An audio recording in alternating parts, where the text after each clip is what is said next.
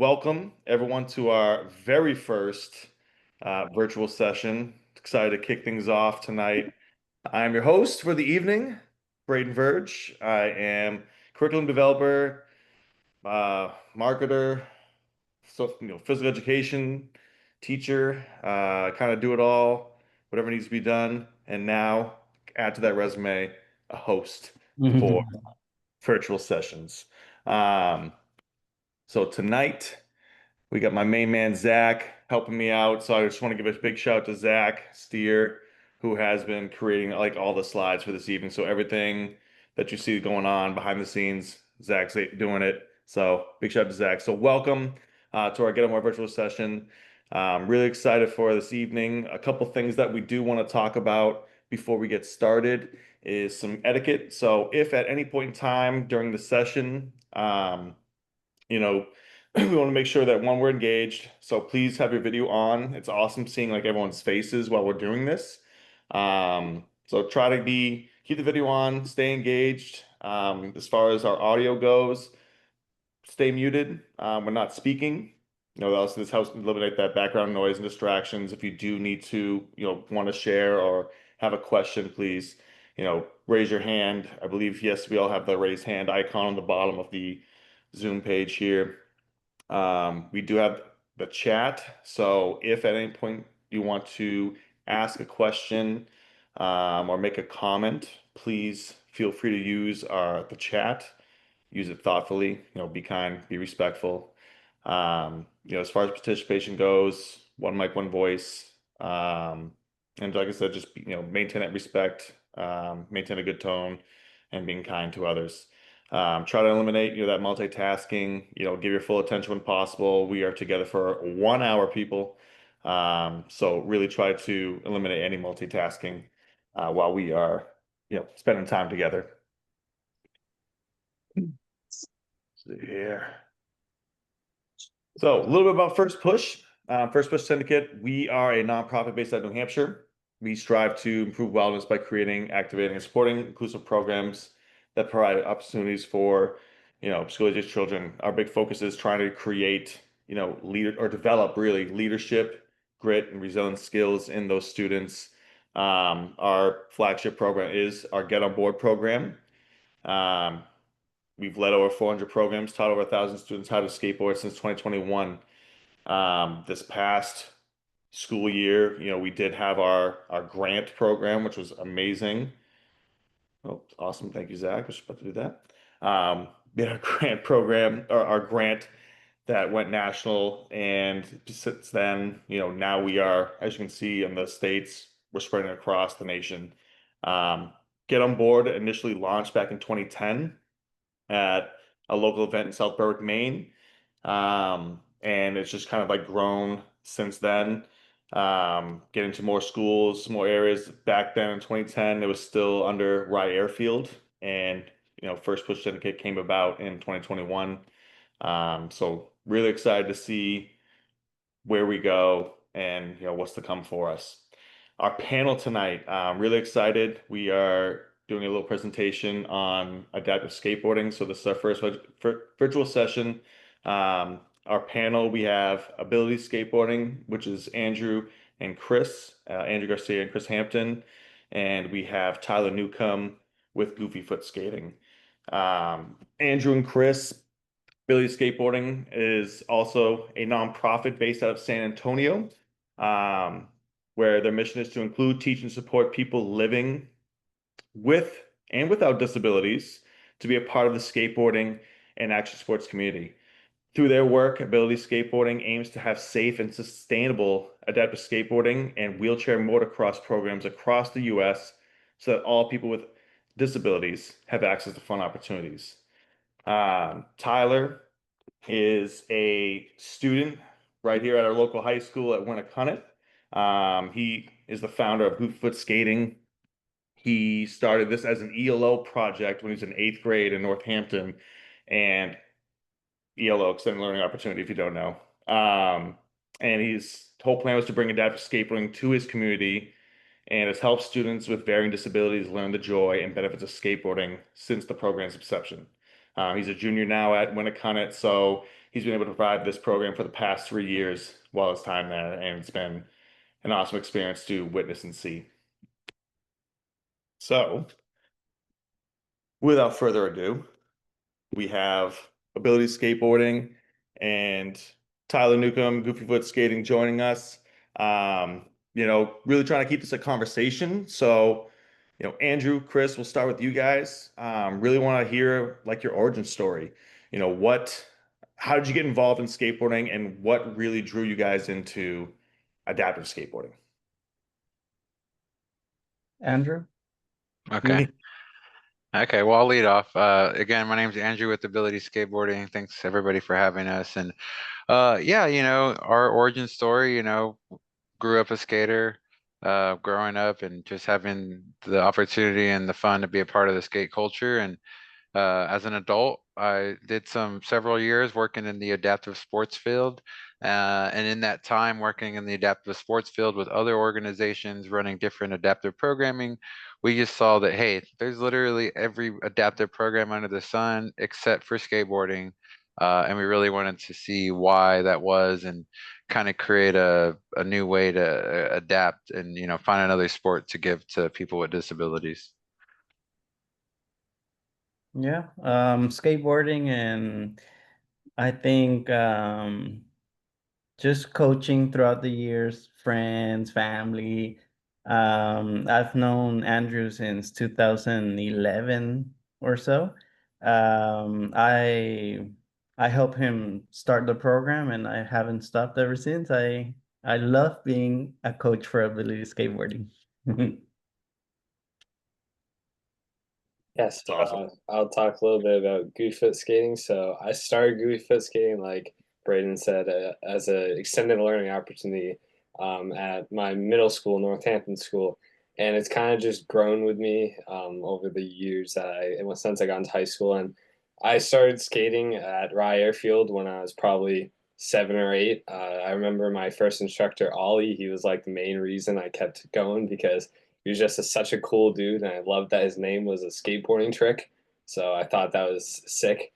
And yeah, it's just I wanted to bring something that was so inclusive anybody could do it to my school in Northampton. And then once I got into high school and I joined Best Buddies, which is it's like a group that helps run like activities with all of our students with disabilities. Once I got in with them, I realized that they needed an activity to do that everyone could participate in. So that's how I started working with all of our students with disabilities and just getting them on skateboards and trying to like letting them have a fun time. So yeah, that's kind of my backstory.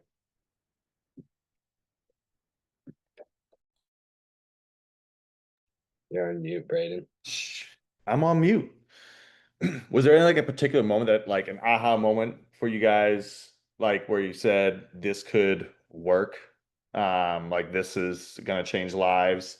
Um, I know Cris, you talked about like, you said family and friends and stuff. Like was there anything like in particular that really like stuck out where it's like, this is what I want to do?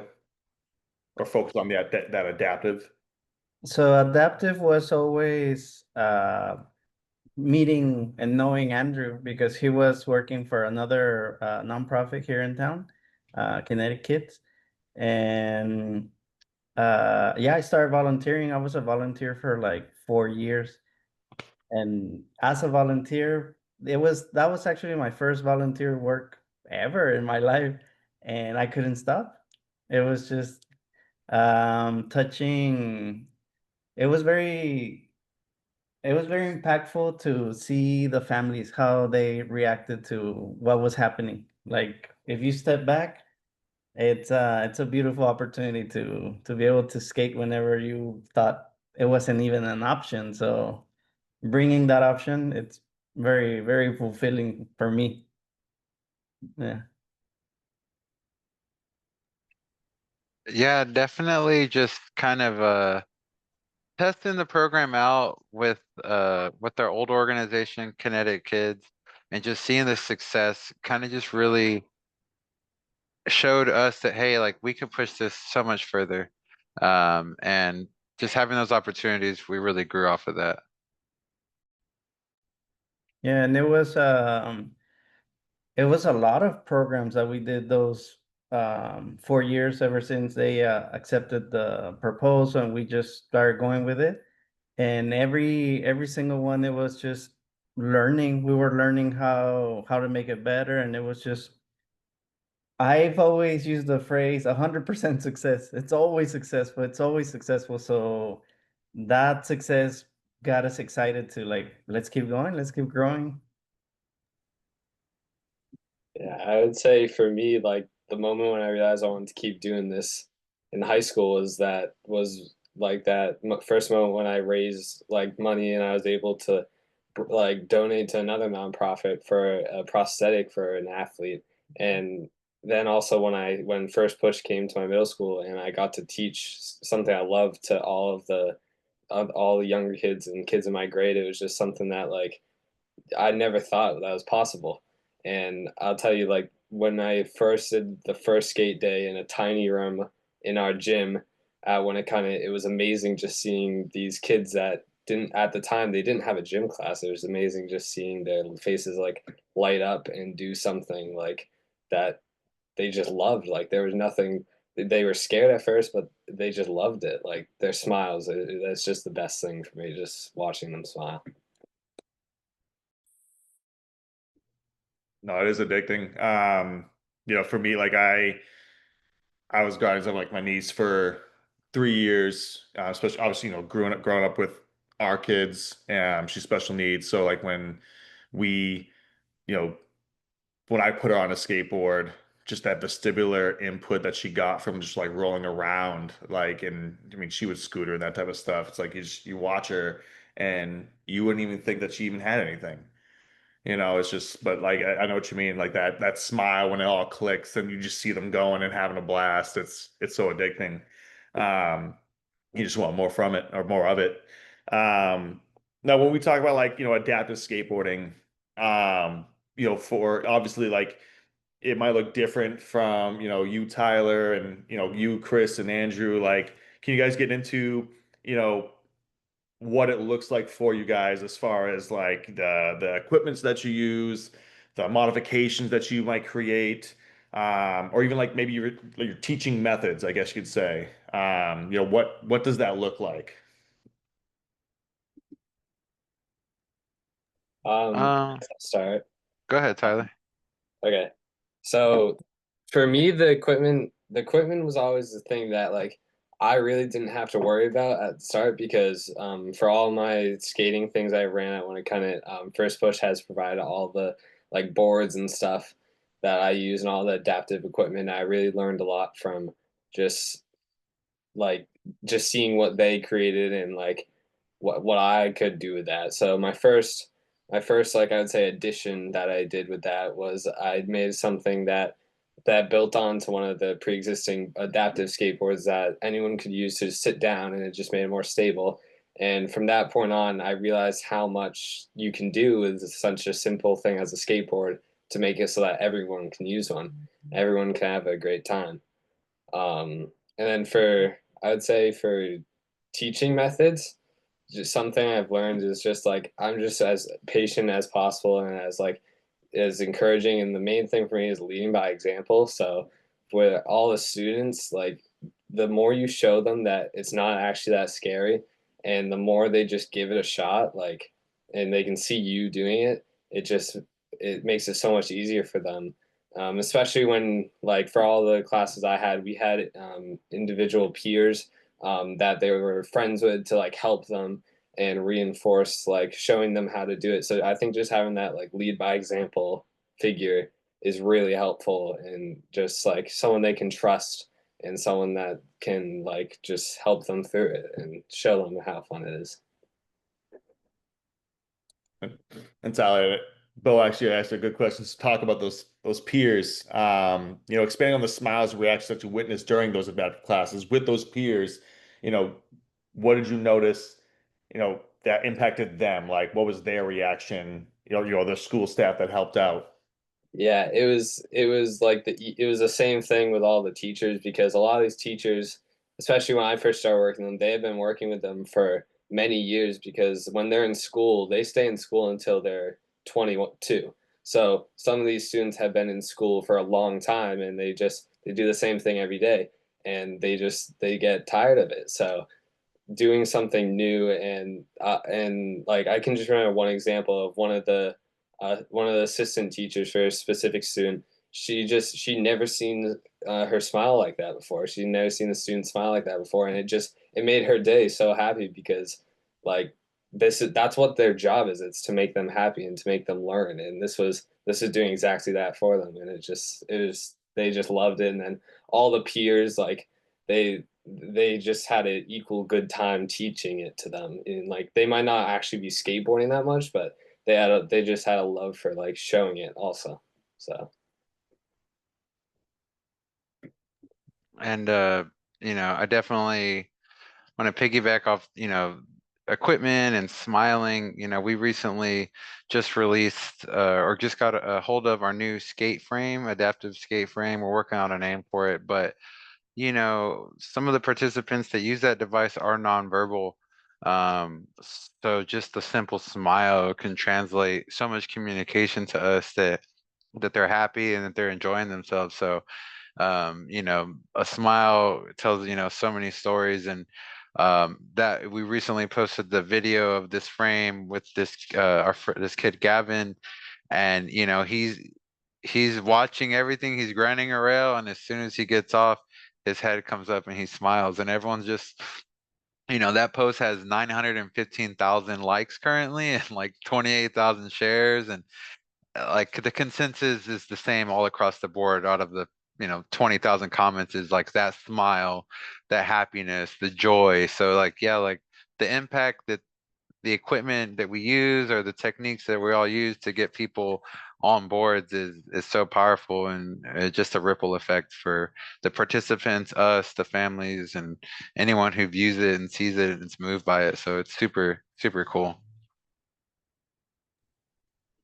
Yeah, it was on that video. I'm pushing him, and it was the first time that we did with the frame ramp to rail to dismount, and I was extra careful. I was slow, right? So the front trucks go down, and then the back trucks, and then boom, very slow.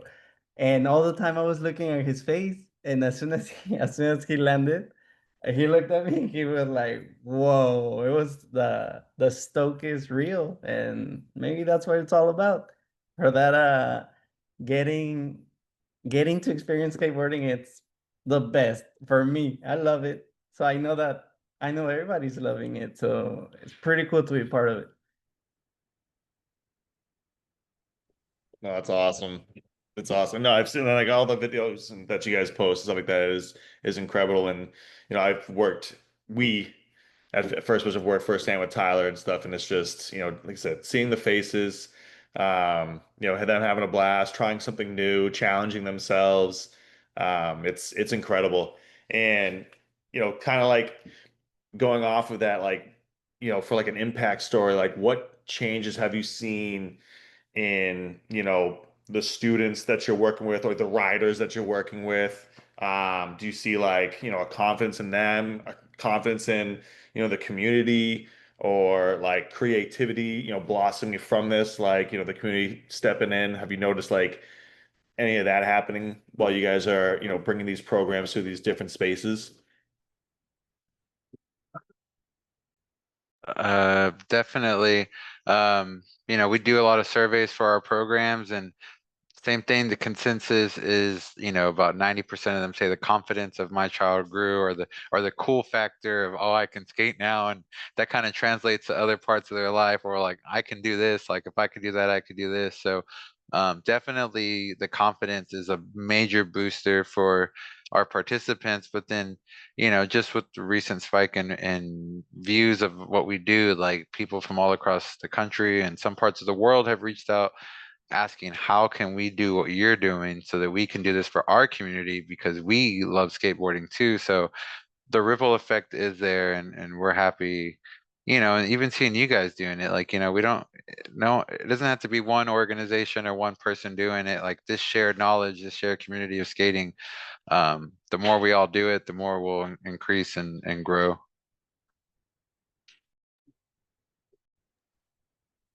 Yeah, I think for like in my area, I've like the students themselves that are skating, they they improve so much like in so many ways of like confidence and like just getting better friendships with their peers. So one specific example I can tell you about is my best buddy. So the person I'm paired with for best buddies. I first got started him skating before I even started doing it in school. And then when he got in school, like he was a little more confident in others, but then once he started to try new things, like he tripped a little or got a little nervous about it. But after that, like after being reassured and after being helped to like just reassure himself, he got standing up and he's incredible at it now. Like I just got a video of him the other day skating down this ginormous hill in his neighborhood, just riding down the street on the skateboard. So it's incredible how much it can change their confidence and just like their trust in others. Um, yeah. We did we did a program in Houston. It was a high school or yeah, high school. And we were there like 3 hours a day, different classrooms coming in, a lot of students. Um, and then later on, we got the feedback. Teachers were like, "Hey, parents are asking us what they do last week because their attitude is completely different. Like they're very excited. They're asking about it. They want to skate again. Um, they they noticed that they were more calm. Autism, for example, their nervous system was changed a little after the first time they skated. It's very, very impactful. It's really interesting that you bring that up because that's something we've always questioned as well, is that, and Bo can speak definitely from this, as they worked with a student who, had some behavior issues, and they brought the program to their school, started skateboarding, and the teacher said the same thing, like, what have you been doing? And it's like, we've just been skateboarding. And, they're like, how long are you going to be here for? And he's like, we're here for the week. And, this particular student, like, just enjoyed it so much. Like, they just noticed a huge change in the behavior. And it just makes you just wonder and question, like, what these kids are getting from, what they're really getting from being able to skateboard. um, and having this experience in their schools, in their programs, in their communities, and just the impact that it can have. Uh, with that, like, because we were talking about, starting a program, like, what is your dream for like the next like 5, 10 years for, ability, and for you, Tyler? Like, where do you guys see yourselves going? Like, what's the goal, for the next couple of years?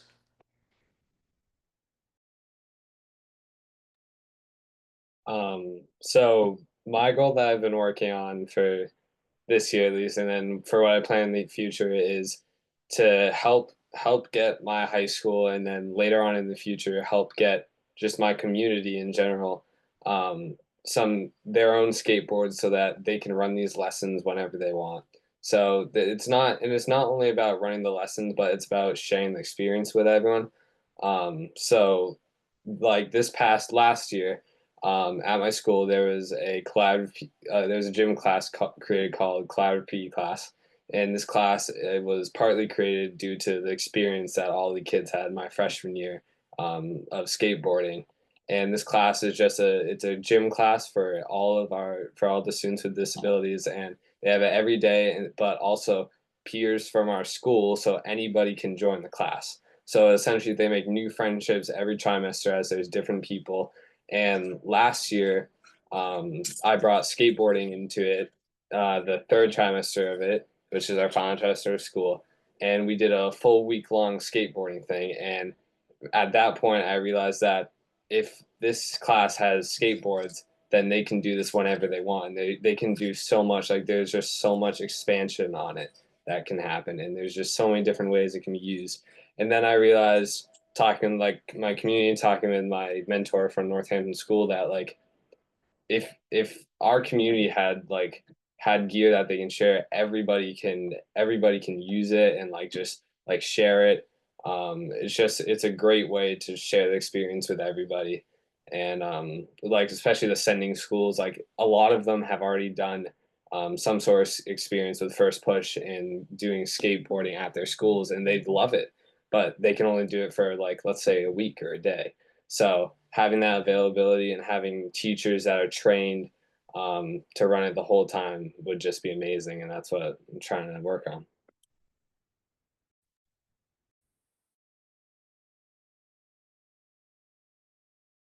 All right. And you know, we're 2 years into our nonprofit experience and we're growing. I think we have some long-term goals that are a little bit different from skateboarding.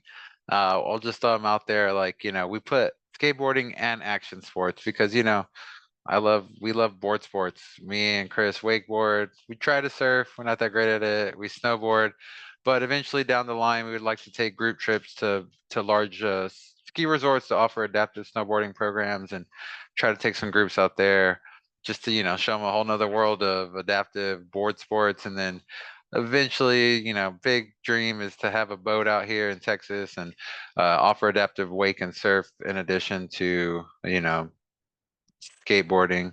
But as far as skateboarding goes, you know, we're just want to keep growing in Texas, and we do national programs. So we love our national partnerships, um, and just you know give every opportunity possible to the country, and whether that's us training people or us delivering the program ourselves, we want to be able to do that.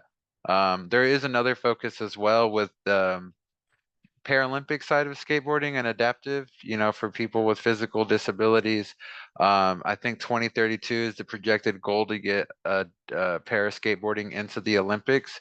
So we're kind of helping to support that at a grassroots level of just, you know, we're not going to train them to be the Olympic pro, but out of 1,000 kids, if one of them loves it and they have the means to be an adaptive athlete later in life, hey, we showed them another opportunity that they could pursue, opposed to other, you know, like basketball. And nothing wrong with those sports, but you never know. You know, we could be one day seeing a kid that we worked with and they're in the Olympics. So, you know, that's one of our goals as well, is to support the physical disability community and help them with the para skate. Yeah. I would say, yeah, from what Andrew said, keep the opportunities of collaborating with other orgs coming. We have the energy and the time to do it. So, and that's what we've been doing the last 2 years. Partnership, yes. We'll make it happen. Let's go. So we've been trying to reach as far as we can, and I think we should keep doing that for the next couple of years. See how much we grow. No, it's awesome. You know, is how can individuals or skate communities get involved in similar programs? Like, yeah, I mean, I know Bill, you guys said it's going for 2 years. Yeah, how can people get involved in doing something similar, like in their own states or their own community? Same thing, Tyler. Like, you're started out as an ELO, and you said you've been working with your Northampton school. Um, do you guys find that is it easier? Are there any barriers that you like faced when getting your stuff going? Just in case if others, become inspired to try to start something similar.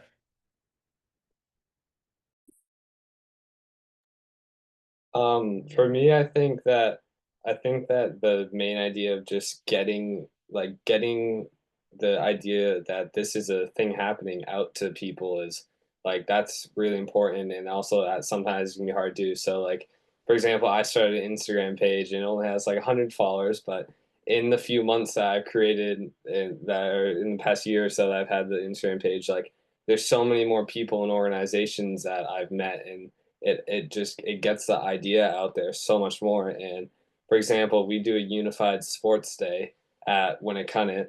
Oh yeah, this is my Instagram page if anyone's interested.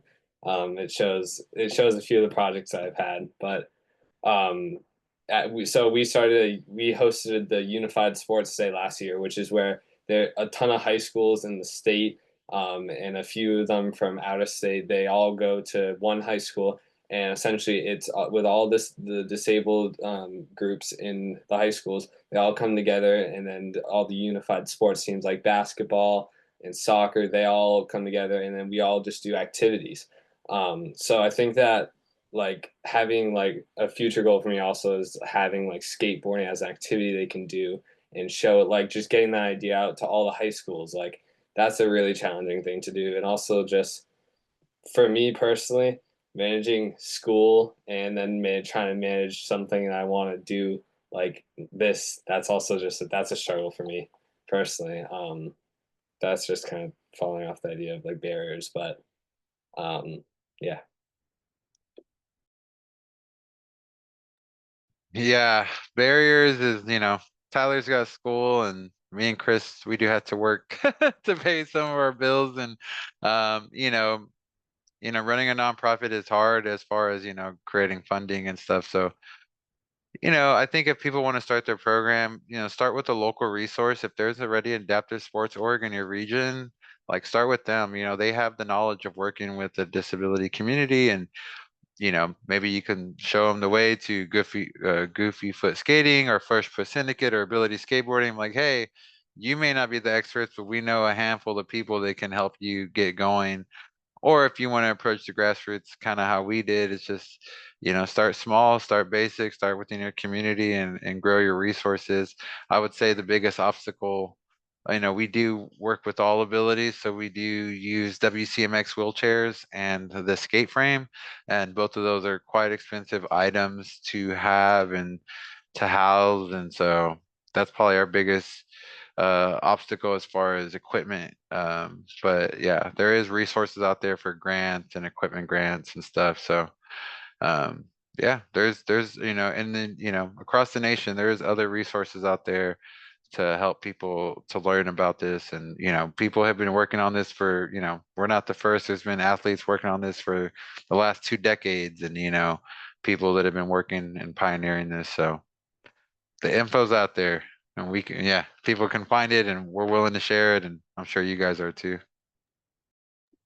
I also just want to add on to Andrew real quick. I think that it's really important that people know that, like Andrew was saying, like just starting at the grassroots and starting in your community, it can really make a difference. Like the first fundraiser I did a bake sale, and we spent months in our kitchen making banana bread and making cookies to sell at an Easter egg hunt at our school, and that's how we were able to donate to the nonprofit, the Born to Run Foundation, and that's how I was able to bring First Push to my middle school. And and then from then on, it's kind of like grown. Like I've tried fundraising at high school level, and it's more difficult. It's a lot more difficult.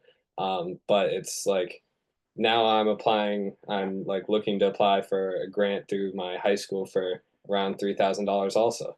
So like it's really like there's totally places out there to support you, and like anyone, if you have an idea of like that you want to do something, like just starting in your community, it helps so much because there's resources there that can help you out.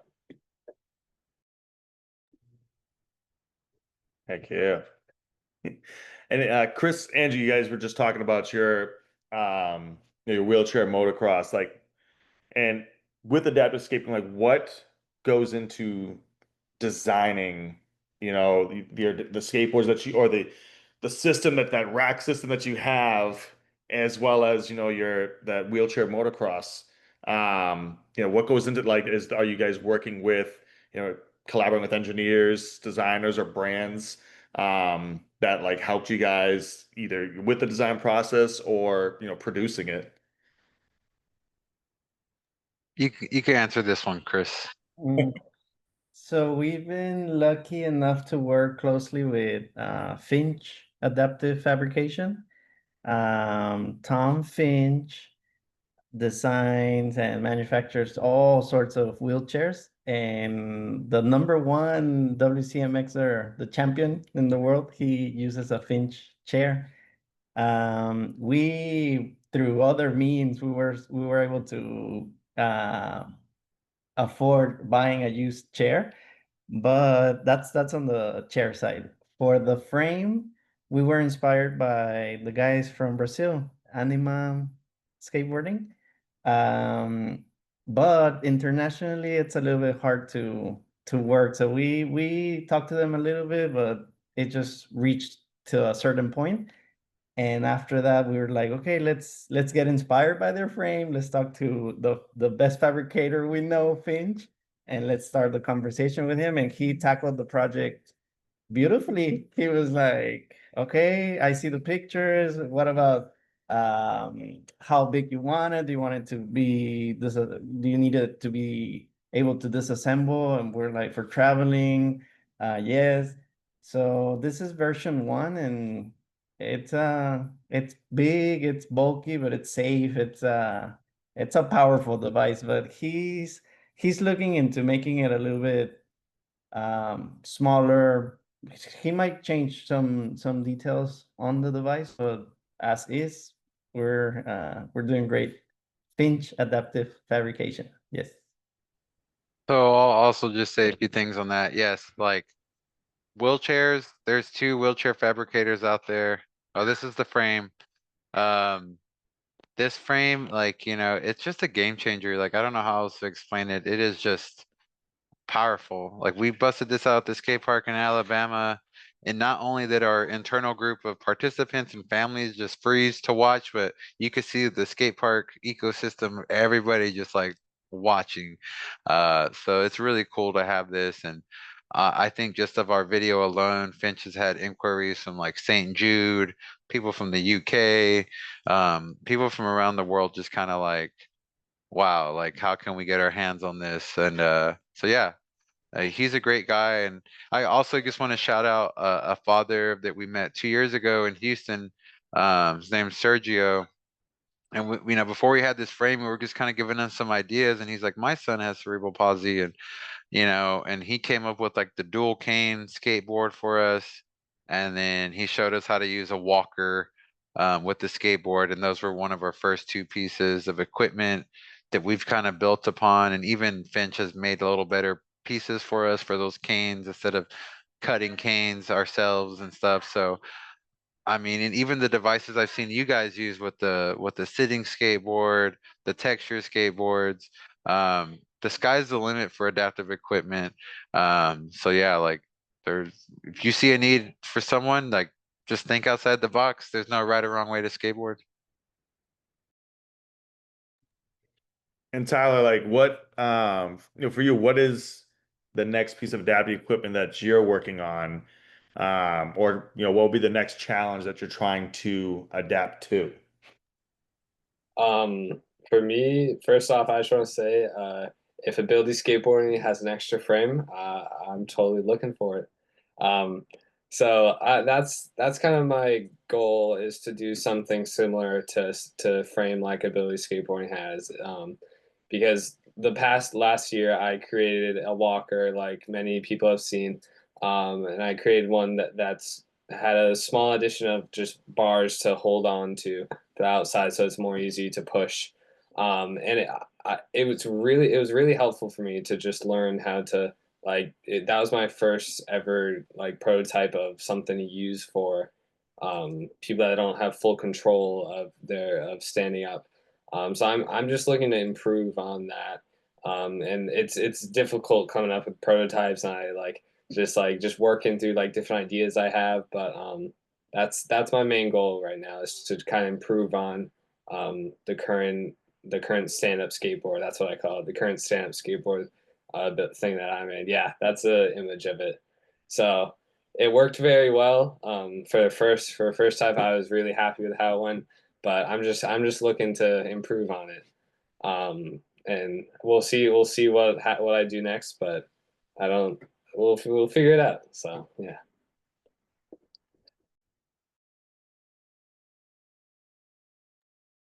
That was awesome. Tyler, I just wanted to say real quick, just looking at that picture, they sell caster legs for walkers. So like it's just like an attachment. You can replace the leg and the bottom has a caster. So then you're a little bit more mobile.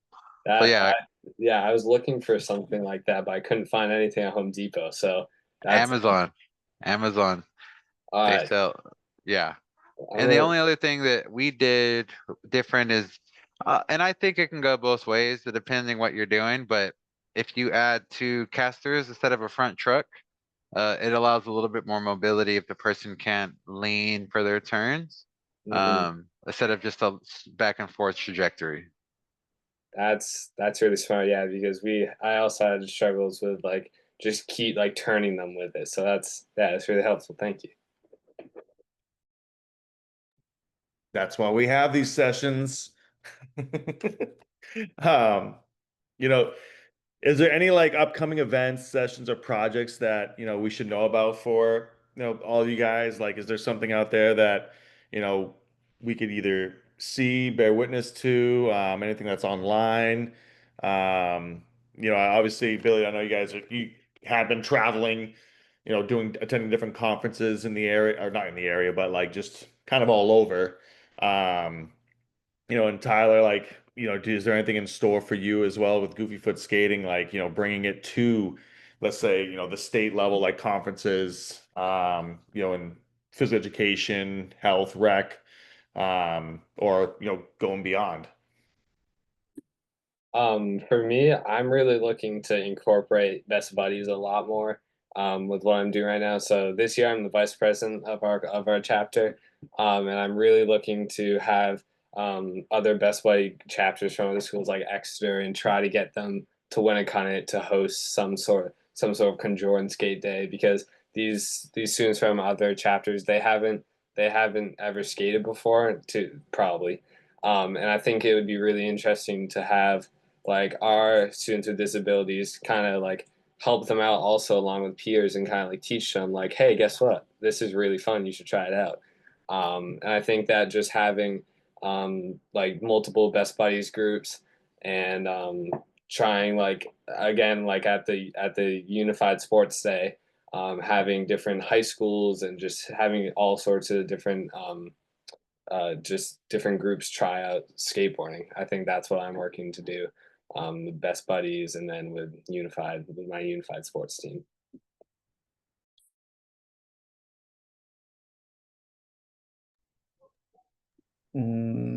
Should I talk about next year's plans? Yeah, go ahead, go ahead. Very tentatively, it's just in the conversation, but we just spoke with some friends in Acapulco, Mexico, and they want to see if we can partner with or work with them maybe through Teleton. I don't know if you know. Yeah. So that would be cool. That would be international finally. Yeah, definitely, increase our national programs and partnerships. Um, I definitely want to just share more knowledge. I think we might start hosting some just public out there educational resources, whether that's in different cities or virtually like this, and just kind of just like, hey, let's just give our knowledge out. Like there's no reason to hold it. So between sharing our knowledge and um, doing more national programs, trying to scale appropriately, like, we're not finance guys and we're just like shoot, shoot, shoot. And so sometimes we gotta like take some steps back, but we're definitely more of like, let's just, shoot first, ask questions later and help as many people as possible. Things usually work out, under pressure. But yeah, I think that's kind of the goal is just keep doing what we're doing and sharing our knowledge and sharing the love with everyone. That's awesome. And, if what would be like one thing that you wish more people understood about adaptive skateboarding?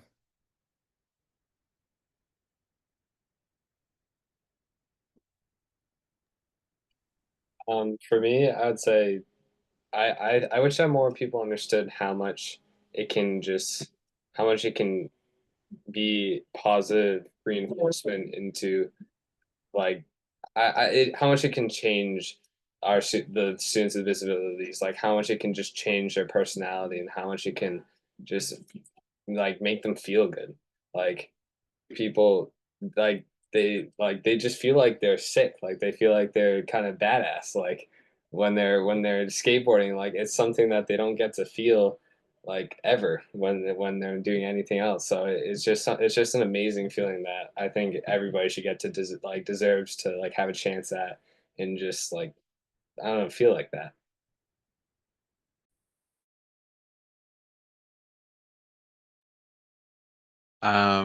I just think, sometimes people, it's not common that you see people with disabilities skating, so I think some people have a hard time envisioning what that looks like. Um, and I think that, people just have that misconception of like, oh, it's dangerous. Because, a lot of people, even that don't have disabilities, the story is pretty much the same. I hopped on a board, I fell off, I never skated again. So like they can't imagine if it was difficult for them, they're like, how in the world can someone with a disability do it? So yeah, I think that there's like that misconception there. And even for us, I tell Chris all the time, like, we don't start off teaching people to push, but I'm like, we should. I mean, we shouldn't hold people back. I'm like, yeah, like they can do it. And we surprise ourselves sometimes and they surprise us. Like people surprise us all the time. We're like, let's start off slow. And it's like, well, they can go faster because they can do it. So it's yeah, so much hidden talents and unknowns unless you really let people try. In Alabama recently, there was a participant, she was nonverbal, she would communicate with her phone by text. And so the mom was taking over a lot of the communication, and the mom was choosing the adaptive equipment that she should try because the mom insisted that she had not good balance. And it was amazing. The participant was like, "Can I try one without the handlebars?" Yeah, sure. And we skated. I think we went a little bit over time with her, and at the end, she approached me and she wrote, "I can't believe how much." Oh, just a second. I can't believe how much I progressed. I feel my confidence. Oh, my confidence was incredible. It was increased 100-fold. I think she wrote all of that to me. I had to take a minute to read everything because she was very surprised with herself. So she surprised the mom and she surprised herself too. We So have a adaptive skateboarding, yeah, it's possible with the correct equipment and safe coaching. Yeah. we have a question from our social media that asks, do you think the confidence boost is lasting from just one session, or should the effort be made to make sure skateboarding is consistently offered? I can say that after the one, I think the results are permanent from one, but of course, the more you do it, the more benefits uh they'll get. Yes. Yeah, I think Tyler could probably contest to that because you probably do the most programming. I mean, the longest we do is 8 weeks, and of course, with 8 week program, we see a lot of growth. But I mean, year round, what does that look like, Tyler? Yeah, so I think that like I think the first experience like that really locks it in. That really shows them like that's when they learn everything. And then after that, like the difference I saw from doing a week-long program from just like a day, like just a single day, like it I think it just lasts, like it reinforces every day that they do it and they just learn more and more. And it's a type of learning that you don't get from any other like class or any other game. So I think that even if like that first time they try it, it kind of gets their interest, and after that, it just like explodes. And like even I learn more. Like the more I do it, the more I learn. Like I just learn how to work with them, and I learn how to like feel their emotions and just like see how they're feeling. So yeah. That's awesome. I think we are good to open up some Q&A. Anybody that's in the meeting currently, feel free to, you can turn off your, you turn on your video and unmute yourself. Cris, Tyler, and Andrew are all here to answer your questions, and feel free to pick their brain.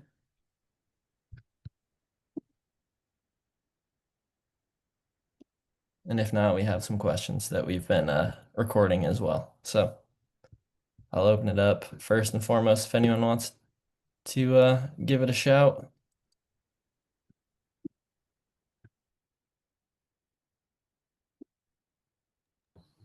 I'll jump Tyler, in. that one's for you. I Oh. beat you. Matt, jump in.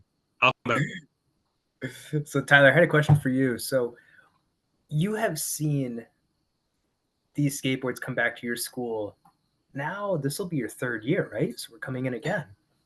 What do you think is going to be the expectation after you leave school? Do you want to keep this program going? And do you have plans to set that in place? Yeah. Or So, are you wondering about if, what happens if it doesn't? What do you think those students benefit from with the skateboards and without? so my goal for this year is to really like lock in place what's gonna happen because I am graduating soon. But my goal is to get this, like I said, get when it kind of their own gear, and then throughout the use of the cloud PE class, and then hopefully later on throughout the use of just normal PE classes, um, like the constant use of the boards. And I think that especially if other schools start using them too, I think that the use of that, I think that will really keep it alive. And I think that as long as like teachers are still willing to be trained and they realize and the teachers start learning too, I think that will just keep going after I'm gone. And I really think that like especially with the adaptive students, just like and Mr. Snow, who's the teacher for that class, like just showing them how much fun it can be. I think that will really keep it going. So, yeah, I forget what was the second part of your question. I kind of wanted to know what the benefit was that you see from these students after this extended period. So the revisitation, do they feel like excited about skateboarding? Do you talk about it beforehand and there's like they're an energy or an expectation of what's to come? Yeah, there's definitely like a weight that they'll come up to me like the week that I ran skateboarding, they would come up to me and say, "Are we skateboarding again in class?" And then I'd say, "Yeah, we are." And then they would say, "Good, good." And that's all they say. Like it's not like a visual excitement, but it's more of a like they're excited to do it, but you have to learn like to see that excitement in a way that they're not great at expressing. Um, but it's definitely at last. And then like the week after when we switched into, I think we did basketball after, they're like, no more skateboarding. Oh, but I think it's like they definitely gain the benefits and they definitely gain like their moods just become overall like for the week that we did, they were just so much like better in all their classes, and it lasts for them so much during that week that they're doing it. And I think if you are constantly if they're able to constantly not maybe not skateboard but constantly like have that like mindset and have that feeling, then it can improve their learning skills and all their habits in a really positive way. We've got another question from social media. This one might be geared more towards abilities work, but it asks, what are some of the biggest barriers that people with disabilities face when it comes to stepping foot in skate parks? Yeah, definitely if they're not in like a program setting like that we provide or other people provide, skate parks can be hectic, especially in the evening, and there's a bunch of young people flying around, and you know, depending on the skate park available to them, they might not know that this isn't a beginner park. This is a very large obstacles, or it was built in the 90s, or so I think um having someone there like to kind of help them through it the first few times can be so important. And if if the family doesn't have prior knowledge, or I think it could be a challenge for them to find their footing and find what works best for them and not, have a nice environment to kind of take the time to try these things. If you're, if you don't have that environment, it could be very, very tricky. We try to use skate parks early in the morning because we don't close skate parks for our programs. So there's other people skating, and we remind participants, look where you're going, or look over there, he's coming. And I see how that setting, it's safe, we're guiding them. But if they were to go by themselves, I worry that they might hit someone else or something, because skateboarders they appreciate and respect the program whenever we're there, but it's a program setting. It's once you're out there by your own, it's different. So maybe that's a vision for the future, of a future where skate parks are completely shared, completely, like 100%. And then just real quick to piggyback off that, there is a whole topic of skateboard accessibility. So like depending on your level of skating, like ride on rails, ride on ledges, color texture, maybe if you have some visual impairments that you can tell that the transition's about to change under your feet, like, okay, I'm gonna go down a hill now. Think about someone who could drop into a bowl in a wheelchair. They could drop into the bowl, but if there's not an exit ramp, how did they get out of the bowl? They're gonna have to ask someone to pull them out. So there isn't a topic of skate park accessibility on top of the environment. So yeah, there is some challenges at times.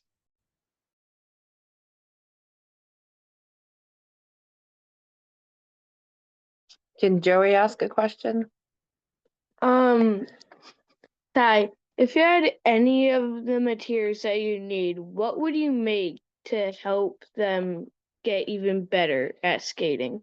You mean like if he had unlimited funds? Yeah. Like what would you build? If you had unlimited funds. I would say if I could build anything, I would build something that I'd build two things. First off, I'd build a sit-down skateboard that was very comfortable, and that everybody could use no matter what, and it improved their way of skateboarding in some way that they felt like they were doing the same thing that everyone else was doing, except they were just sitting down. Like it didn't feel that much different. Then I would also create some sort of stand-up skateboard that was really like just replicated the feeling of just standing up and skateboarding like alone. And now I've never used like a structure like Andrew and Cris, like you guys have like a frame like that. So I don't know what that feels like, but doing something like that would be awesome. It feels like a concrete wave under your feet. That's the best way to explain it. It's like literally surfing concrete. But to answer your question, if we could unlimited funding, it would be to have like a chair, adaptive skateboard, adaptive frame at parks across America, so that imagine a day where it's normal to like, hey, we're gonna go to the park and rent out a chair today, or we're gonna go to the park and rent out an adaptive board. The accessibility is there, and the community could share that experience, and just make it normal. Just like a basketball gym has basketballs laying there, you could have chairs and adaptive boards there. So that's kind of something we would do. Yeah, absolutely. Adaptive equipment stored in all skate parks. Pretty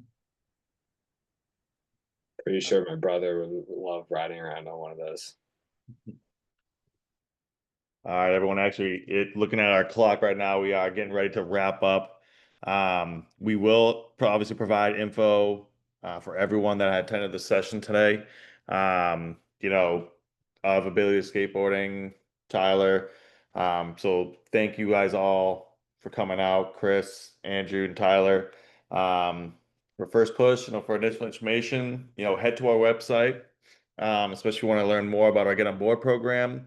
Program inquiries, you can email us at learn@firstpush.org. Scan the QR code to subscribe to our newsletter. We are having another virtual session. Going to be featuring Chad Murren and Kendall Van Valkenburg. both educators and grant recipients, and they, would discuss basically why skateboarding, why, bring it into their school programs. You can register now, scanning the QR code at the bottom to attend that session. And yeah, again, thank you so much, everyone, for coming out tonight. Just really, really awesome to hear from you guys. Keep up the amazing work.